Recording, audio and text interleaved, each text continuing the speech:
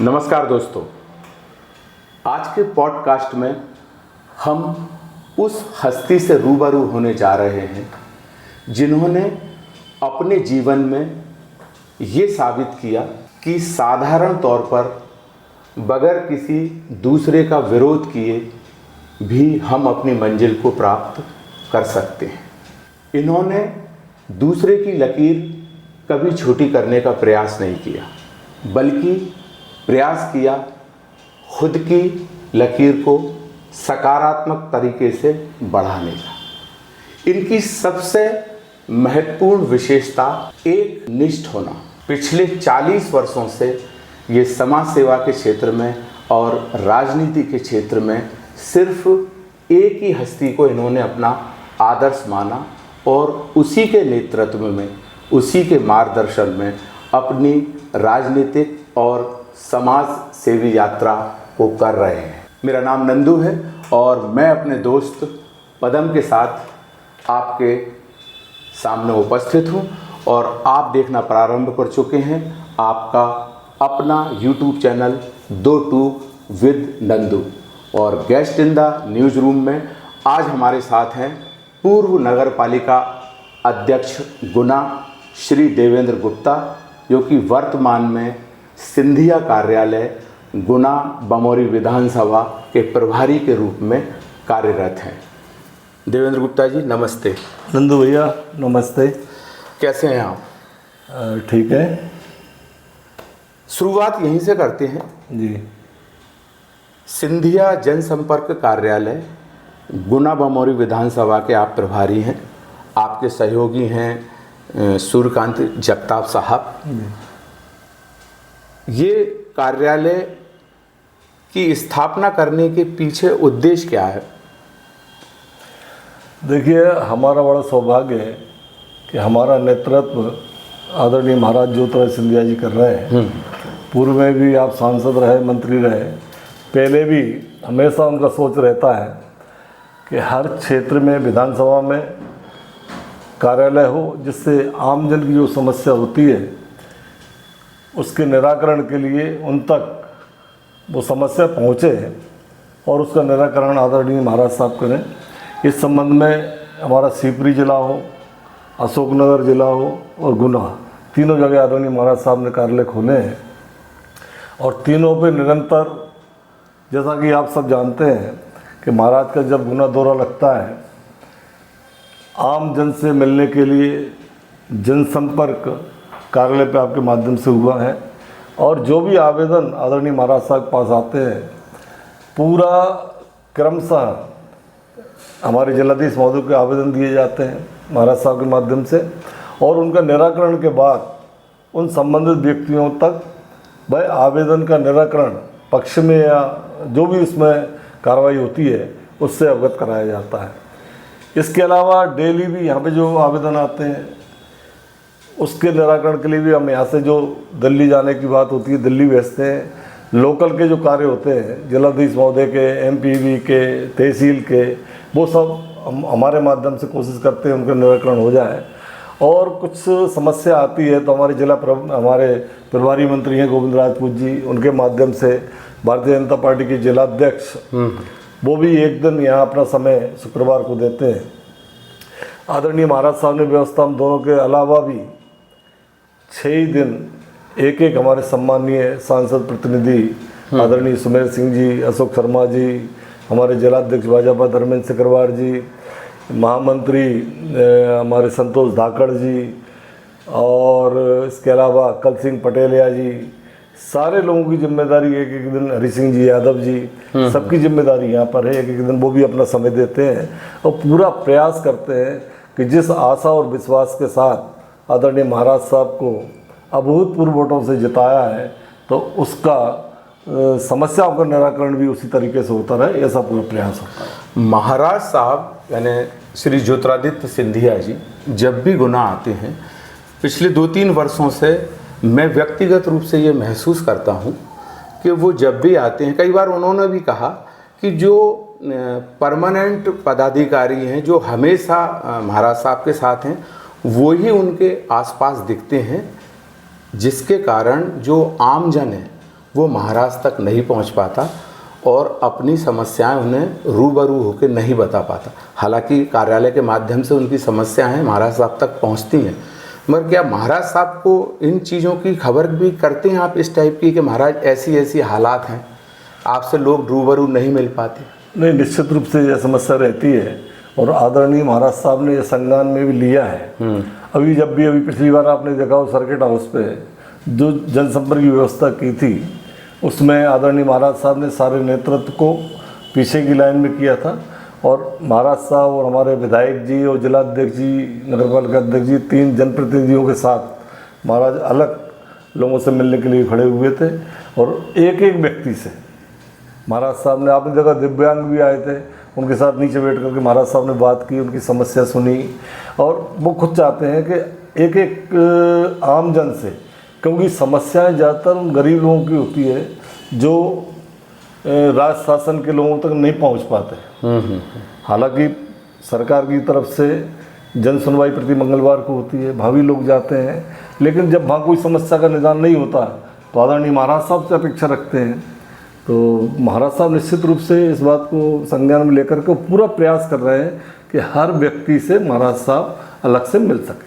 तो लोकल प्रशासन की समस्या है, कलेक्टर महोदय से संबंधित समस्या हो, पुलिस से संबंधित समस्या हो या अन्य विभागों से संबंधित समस्या हो किसी व्यक्ति की, तो उसका भी आवेदन लेकर या उसकी समस्या सुन के आप महाराज साहब तक वो चीज़ पहुंचाते हैं कि यहाँ से डायरेक्ट कलेक्टर महोदय या एसपी महोदय या जिस विभाग का काम हो वहाँ तक भी पहुँचा के समस्या का निराकरण करवाते हैं?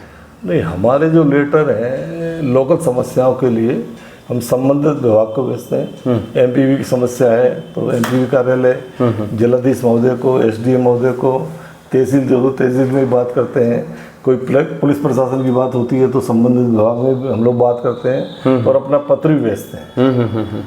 और जो भी जायज़ काम संभव होता है प्रशासन भी प्रशासन को भी निर्देश देते हैं कि नियमानुसार जो जायज़ काम है उनको निश्चित रूप से प्राथमिकता पर लें, तो वो काम उनके होते भी हैं। यदि कोई काम ऐसा होता है कि जो दिल्ली से होना है या कोई ऐसा व्यक्ति आता है जिसे हॉस्पिटल की आवश्यकता है, दिल्ली एम्स से में इलाज कराना है, भोपाल एम्स में इलाज कराना है, तो वो हम निश्चित रूप से महाराज साहब के लिए दिल्ली भेजते हैं और वहाँ से उनकी व्यवस्था, और वो भी ऐसी व्यवस्था होती है कि दिल्ली लेटर हम भेजते हैं और जब वहाँ पूरी व्यवस्था उनकी जम जाती है तो दिल्ली से संबंधित पे फ़ोन आता है तो उस तारीख को वो लोग दिल्ली पहुँच जाते हैं और उसका हॉस्पिटल का जो लाभ मिलना चाहिए वो उन्हें मिलता है। तो लोकल स्तर पे जो प्रशासनिक वर्ग है उनको महाराज साहब के सीधे सीधे निर्देश हैं कि जनसंपर्क कार्यालय से जो भी समस्या आप तक पहुँचे उसका निराकरण आप उसी रूप में करें कि मैं बोल रहा हूँ। ऐसा है, शासन के प्रतिनिधि भी जो बैठे हैं वो भी जन समस्या को निपटाने के लिए बैठे हैं। बिल्कुल बिल्कुल। और जो जायज़ काम होते हैं उन जायज़ कामों के लिए निश्चित रूप से वो लोग प्राथमिकता देते ही हैं। और चूँकि महाराज साहब का कार्यालय है और हम लोग भी यही चाहते हैं कि जो जायज़ काम है, कभी कभी तहसील के छोटे छोटे काम होते हैं लेकिन ग्रामीण व्यक्ति जो बेचारे वहाँ तक नहीं पहुँच पाते, उनका उन्हें बहुत बड़ा काम लगता है, बहुत छोटा काम हो, पटवारी से संबंधित कोई काम है, पटवारी कभी नहीं मिल पाते, तहसीलदार नहीं मिल पाते, तो यहाँ आते हैं तो हम लोग फ़ोन कर देते हैं, लेटर भेजते हैं, तो निश्चित रूप से उन्हें राहत मिलती है उसमें।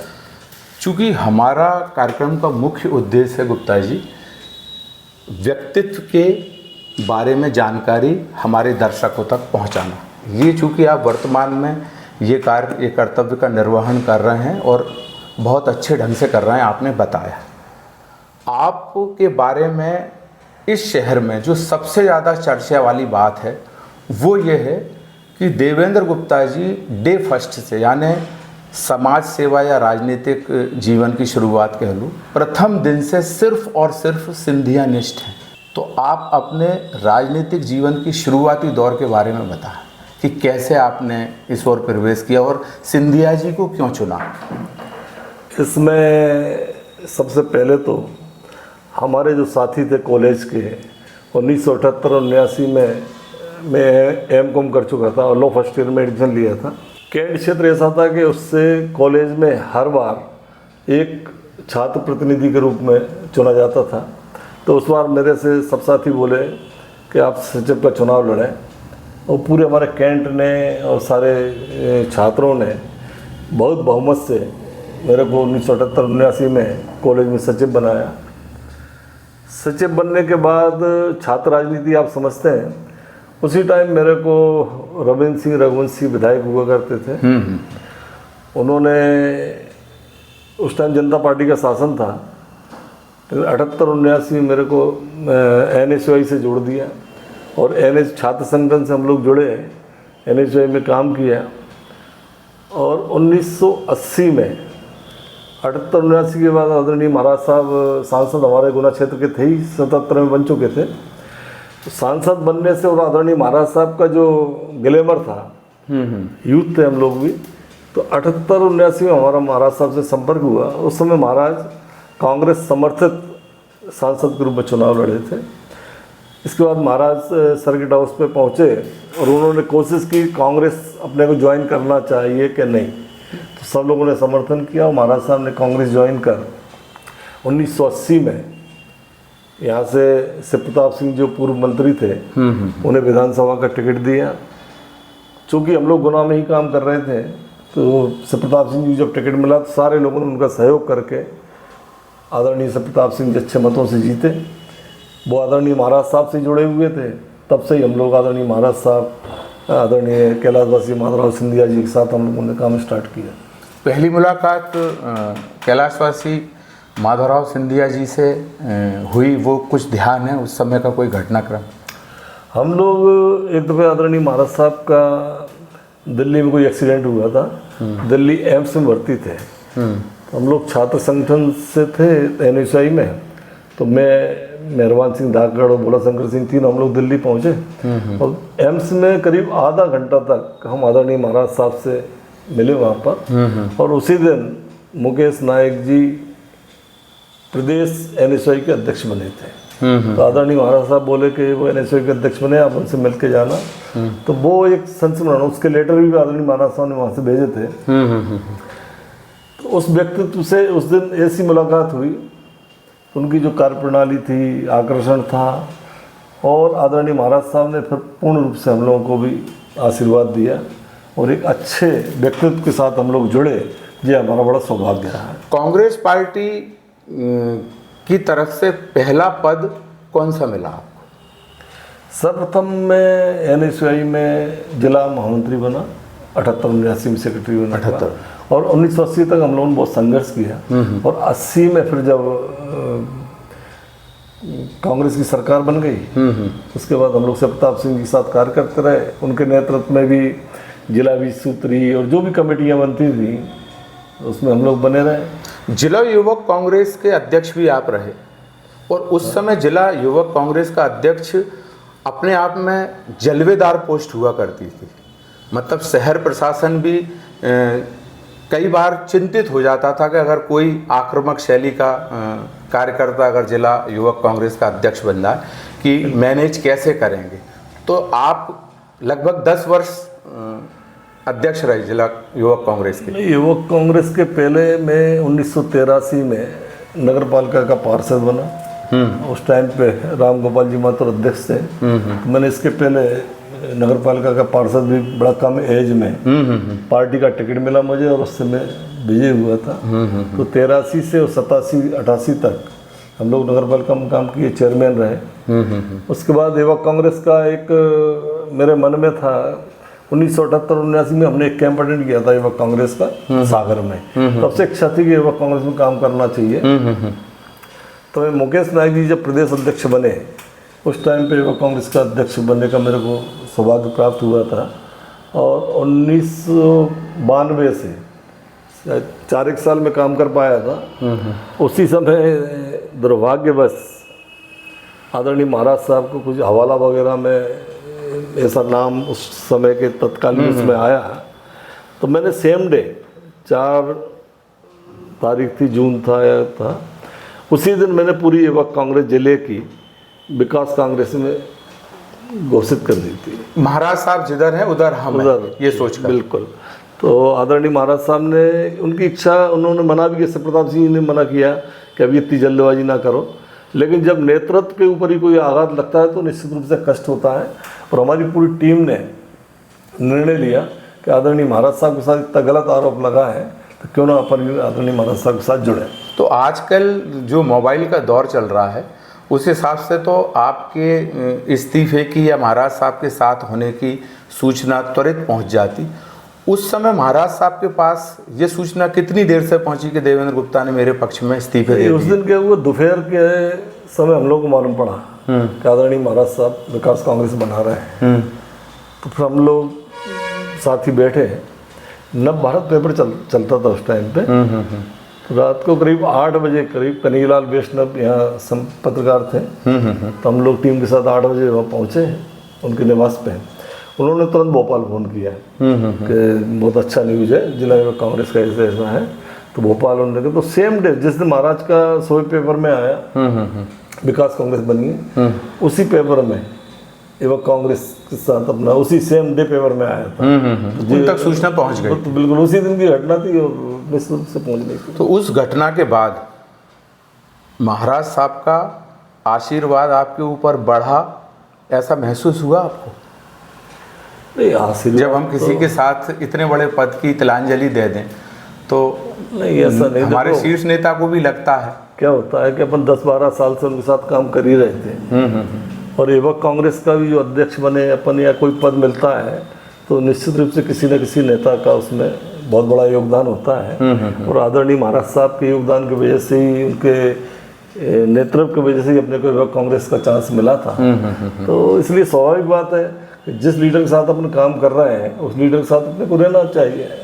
तो उसी इसलिए हमने इस्तीफा दिया उसने। ज्योतिरादित्य सिंधिया जी और स्वर्गीय महाराज साहब की कार्यशैली में क्या अंतर पाते हैं? उनसे मिलना तो और भी दुष्कर कार्य माना जाता था उस समय। नहीं, ऐसा एक आम आदमी के लिए ऐसा नहीं है। क्या होता है कि आदरणीय उस समय का समय बड़ा अलग था।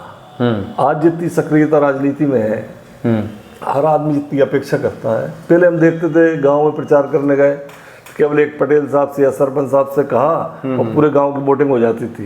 लेकिन आजकल जो है कि प्रत्येक व्यक्ति से आपको मिलना चाहिए, प्रत्येक व्यक्ति से आपको संपर्क करना पड़ेगा, तब आपको वोट मिलेगा। किसी एक व्यक्ति के कहने से आज की स्थिति वोट नहीं हर्ट होता है।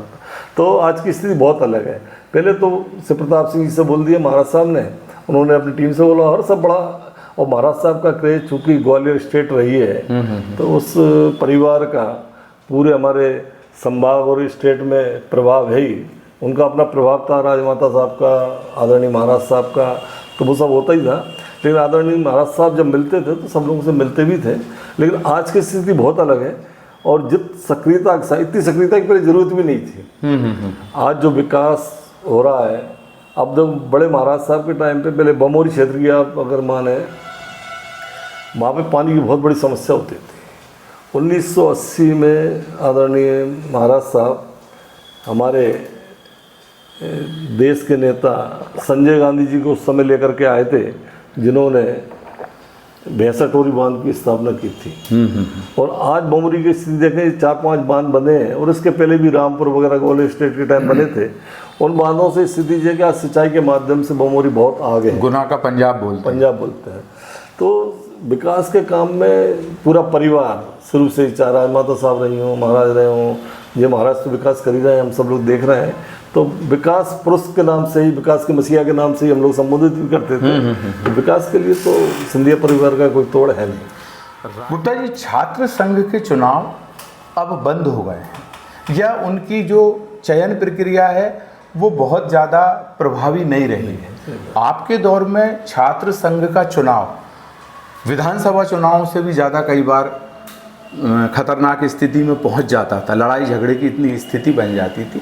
तो उस समय छात्र संघ कैसे छात्रों के हित में काम करता था, या अब जो चुनाव की प्रक्रिया है उसको बदल के वैसी प्रक्रिया रखना चाहिए कि नहीं?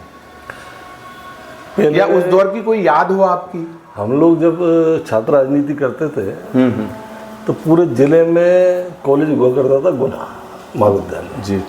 और जब हम लोग चुनाव लड़ते थे तो पूरी लोकसभा क्षेत्र जो है, मुगावली के छात्र रहते थे, मुगावली प्रचार करने जाते थे, चंदेरी, बीनागंज, अशोकनगर, हाँ। अकेला गुना क्षेत्र नहीं था। जी जी। तो पूरे जिले का हम लोगों को उस समय की परिस्थिति में पूरे जिले में जाना, प्रचार करना उस समय के। और जहाँ तक लीडरशिप जितनी भी निकली है, हमारे जितने भी नेता हुए गुना के, चाहे कांग्रेस के हों, भाजपा के हों, किसी के भी पार्टी तो खर्चा ये बड़े बड़े पॉलिटिशियन खर्चा देते कि इतने बड़े क्षेत्र में फिर कैसे? खर्च भी ऐसे नहीं होते थे, प्रचार में कुछ ज़्यादा वो रहता नहीं था। टीम तो जाती होगी ना? तो ट्रेन थी, ट्रेन से चले गए, कहीं कुछ जो भी साधन उस समय का, कुछ पैसे की आपसी में भी मिला लेते थे। पैसे की भी बहुत कमी रहती थी, पैसा तो था ही नहीं, बहुत वैसी स्थितियाँ थी, लेकिन फिर भी सब लोग मिलकर के मैनेज करते थे। और उस समय कॉलेज में भी कार्यक्रम, बड़े नाटक हैं, बहुत अच्छे अच्छे कार्यक्रम होते थे। और नेताओं में ज़्यादातर लोग जो बड़े बड़े लीडर बने हैं, गुना के अलावा भी ज़्यादातर छात्र राजनीति से ही आए, क्योंकि लीडरशिप जो डेवलप होती है बहुत पहली पाठशाला होती है राजनीति होती है। और कई बार जब इसे आता भी है, आंदोलन भी करते हैं, उसी प्रकार से चुनाव होना चाहिए, जिससे हमारी लीडरशिप जो भी अत्यंत आवश्यक है वो लीडरशिप निकले। अब मान लो मार्क्स के हिसाब से आते तो पढ़ने वाले बच्चे आते हैं, तो उनको अगर अपन अध्यक्ष बना भी दें तो उनका कोई इंटरेस्ट नहीं रहता, ना कोई समस्या की तरफ बात कर पाते हैं, उनका एक अपना अलग नजरिया होता है। अब शासन की जो भी व्यवस्था रही हो, लेकिन शासन को मैं तो यही कहता हूँ कि चुनाव स्टार्ट करना चाहिए, जितने हमारे से छात्र राजनीति से लीडरशिप तैयार हो, क्योंकि एक ग्रुप बनता है, ग्रुप बन करके वो आगे जा करके फिर पहले तो यूनिवर्सिटी के चुनाव होते थे, यूनिवर्सिटी में यूनिवर्सिटी प्रेसिडेंट बनता था, तो पूरे संभाग का या यूनिवर्सिटी का जो क्षेत्र था वो पूरा संपर्क लीडरशिप से होता था। और वो नेता हमारे आज तक, हम लोग पॉलिटिक्स में भी आए तो कहीं ना कहीं उन लोगों का सहयोग भी मिलता है हम लोग कि हम लोग साथ में काम किया है। तो चुनाव तो छात्र राजनीति के होना चाहिए। आपने शुरुआती दौर में अपने राजनीतिक सफ़र के बारे में बताया कि मैं युवक कांग्रेस अध्यक्ष बनने से पहले नगर पालिका गुना में पार्षद बन गया था, और तो पार्षद का पद भी बड़ा प्रभावी पद हुआ करता था। उस बात से मुझे ध्यान आया कि वर्तमान में हमारे गुना में केंद्रीय टीम आई हुई है सड़कों की जांच करने के लिए। मैंने इससे पहले नहीं सुना था आती है कि नई टीम आती। तो ये गुना नगर पालिका की अच्छी स्थिति का बखान कर रहे हैं कि स्थिति दयनीय है? नहीं, इसमें ऐसा है, देखो इसके बाद मैं नगर पालिका अध्यक्ष भी रहा 2004 से 2009 तक। जे टीम के जहाँ तक मेरे को ध्यान है कि जो सड़कें अमृत योजना के अंतर्गत बनी है और जे पैसा केंद्र शासन से आया है, जब केंद्र शासन से पैसा आया है तो उसकी जांच के लिए केंद्र संस्था दी। तो उसमें ऐसा कुछ नहीं है कि नगर पालिका के वजह से या कुछ, एजेंसी नगर पालिका है और केंद्र का पैसा था। तो केंद्र चाहता है कि भाई हमने जो पैसा राज्य में या नगर पालिकाओं को दिया है उसका उपयोग सही तरीके से हुआ है कि नहीं हुआ। तो इस तारतम्य में वो टीम आई होगी, तो वो एक स्वाभाविक प्रक्रिया है। ऐसा नहीं कि गुना नगर पालिका का कोई मतलब गलत कार्य माने या कोई ऐसा कुछ। जी जी। नगर पालिका अध्यक्ष की आपने बात की कि आप भी रहे। नगर पालिका अध्यक्ष के दौरान तो हम भी बहुत अच्छे होशो हवास में थे, हमें भी ध्यान है आपका चुनाव। अंतिम 3 दिन तक देवेंद्र गुप्ता हारे हुए प्रत्याशी माने जा रहे थे, और श्री सूर्यकांत सूर्यप्रकाश तिवारी जी लगभग उनके पिछले 5 वर्ष के जो कार्य थे उनको देखते हुए उन्हें अघोषित विजय घोषित कर दिया था गुना में। फिर ऐसा 3 दिन में क्या हो गया? नंदू भाई, क्या होता है कि अपन ने छात्र राजनीति से काम किया, कांग्रेस पार्टी ने और आदरणीय महाराज ज्योतिरादित्य सिंधिया जी ने अपने विश्वास व्यक्त करके कैंट क्षेत्र की जो आक्रामक छवि आपने बताई छात्र समय पे, उसका कहीं लाभ तो नहीं मिला अनैतिक रूप से?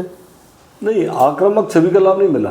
उसमें जो निश्चित रूप से कैंट क्षेत्र का जो एक्टिवनेस थी और जो समूह था, अब कैंट क्षेत्र से हम 10 वार्डों की यदि बात करें तो करीब 75-80% वोट 10 वार्डों में अपने को मिला।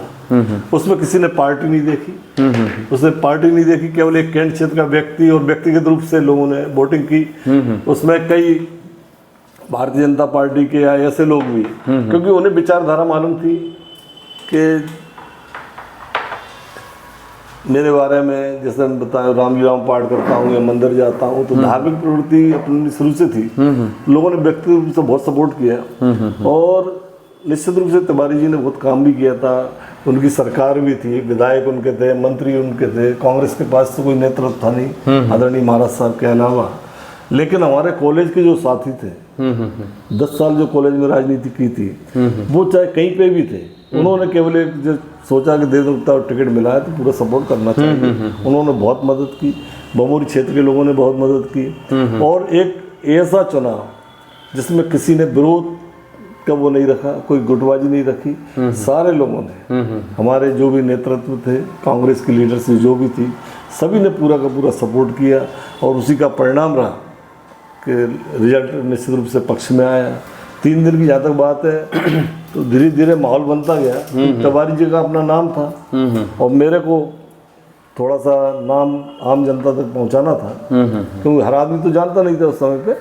लेकिन सारे लोगों की मेहनत से और हनुमान जी महाराज की कृपा से वो आशीर्वाद अपने को मिला और जो अच्छा हम लोगों से बन सका, पूरा प्रयास किया कि ठीक कार्य कर पाए। एक प्रश्न अब मैं आपसे करना चाहता हूं, जो आपके राजनीतिक सफ़र से और उस क्षेत्र से अछूता है।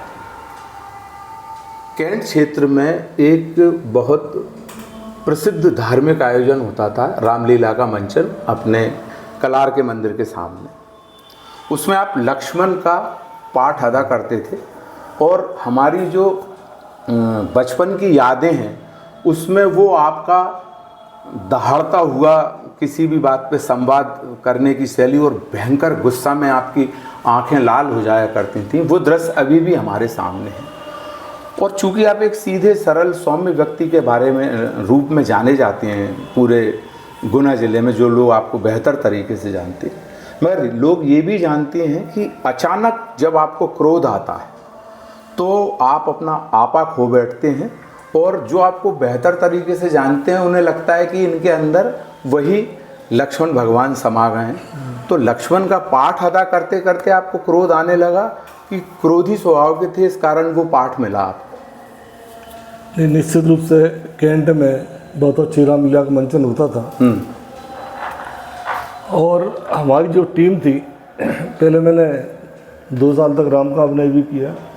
2 साल के बाद लक्ष्मण का रोल कोई करने वाला उस समय नहीं था शायद, तो मैंने प्रैक्टिस की और 8 साल तक फिर लक्ष्मण का रोल किया। तो लक्ष्मण का जो भूमिका है, क्योंकि अपन कोई रोल करते हैं तो उसका जो चरित्र है उसी हिसाब से करना पड़ता है। तो जैसा भी चरित्र था आपका, लक्ष्मण परशुराम संवाद, आपको कोई संवाद याद है अभी? लक्ष्मण शक्ति, हर एक 4 लाइन चलो मैं सुना देता हूँ अगर आप कह रहे हैं तो। बताएं। जब सीता जी का हरण हुआ और सीता जी जब रावण हर के ले गया,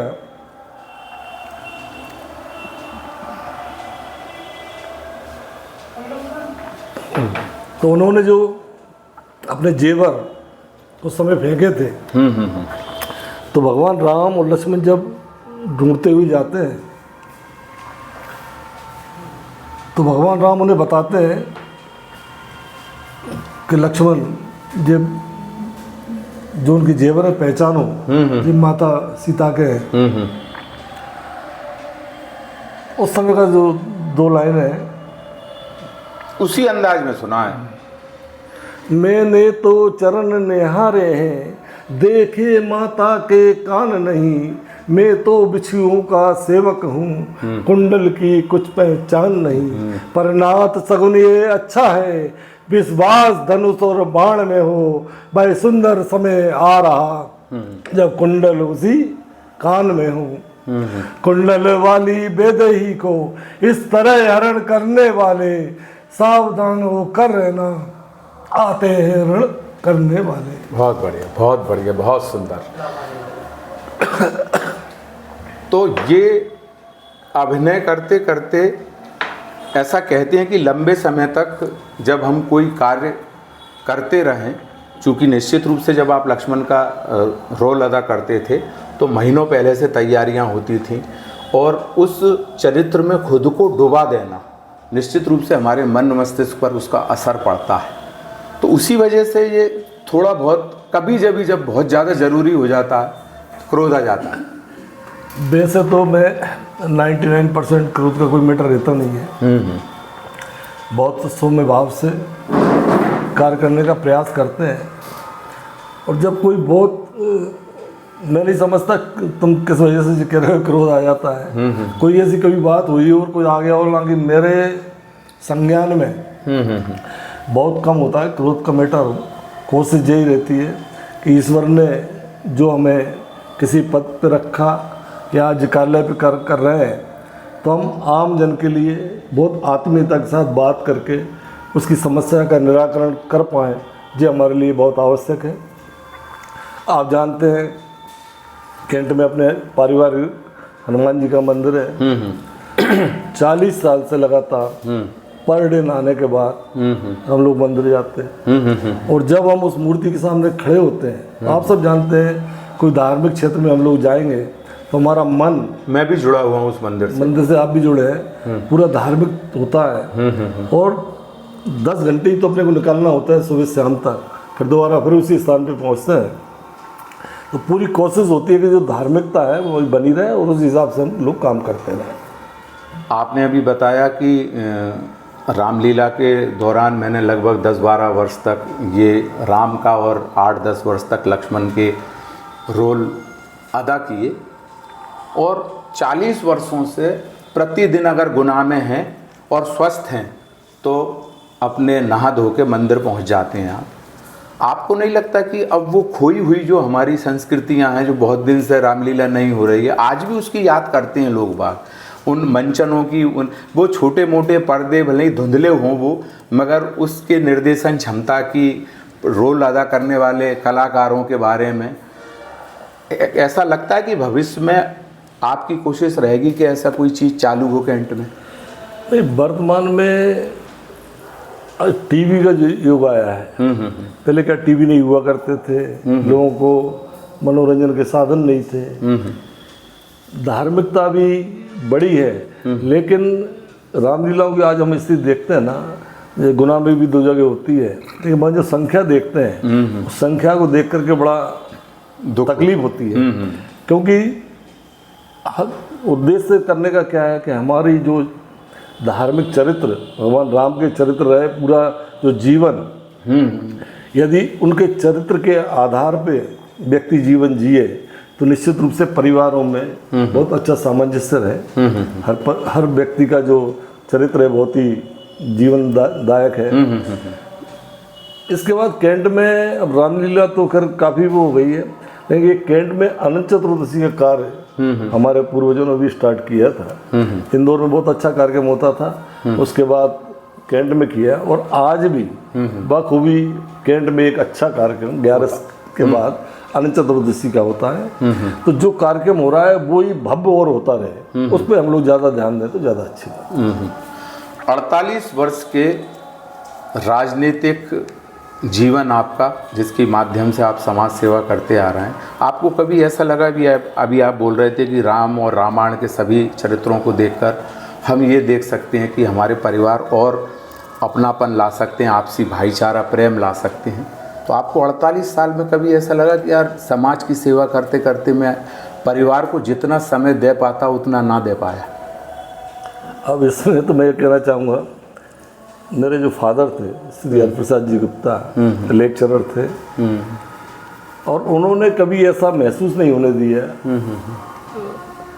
कि परिवार में समय दे। उनकी बड़ी इच्छा रहती थी कि पढ़े लिखे। इसके बाद चूँकि मैं राजनीतिक उस क्षेत्र में आ गया तो उन्होंने कभी मना नहीं किया कि क्यों समय बर्बाद कर रहा है या क्या है।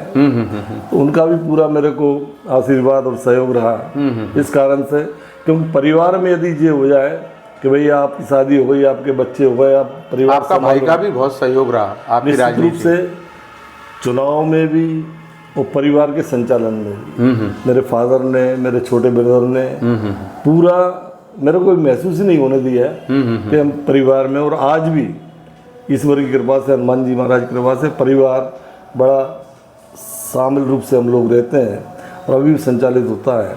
और उनके आशीर्वाद से मेरे 2 बेटे हैं, मेडिकल स्टोर चलाते हैं। छोटा बेटा BDS डॉक्टर है, ठीक चल रहा है। और आप सब लोगों की कृपा से मेरे बड़े बेटे का भी IIT बॉम्बे में सिलेक्शन हुआ है। तो ये सब हम हनुमान जी महाराज की कृपा मानते हैं और ईश्वर से यही कामना करते हैं कि परिवार में और हमारा जो ग्रुप है या कैंट क्षेत्र है, सब में प्रेम भाव के साथ हम लोग अपना जीवन यापन करते रहें, तो ईश्वर की बहुत बड़ी हम पे कृपा हो। तो दोस्तों, ये थे श्री देवेंद्र गुप्ता, जो कि वर्तमान में सिंधिया जनसंपर्क कार्यालय के प्रभारी हैं और बड़ी बेबाकी से इन्होंने अपने हर प्रश्न का उत्तर दिया। कैसे इनका 48 साल का सफल राजनीतिक सफ़र हुआ, और आगे हम कामना करते हैं कि आप स्वस्थ रहें और आपका राजनीतिक सफ़र, समाज सेवा यूं ही सफलतापूर्वक चलती रहे। आपने हमारे चैनल के लिए अपना अमूल्य समय दिया, आपका बहुत बहुत धन्यवाद। नमस्कार। नमस्कार, धन्यवाद नंदू भाई।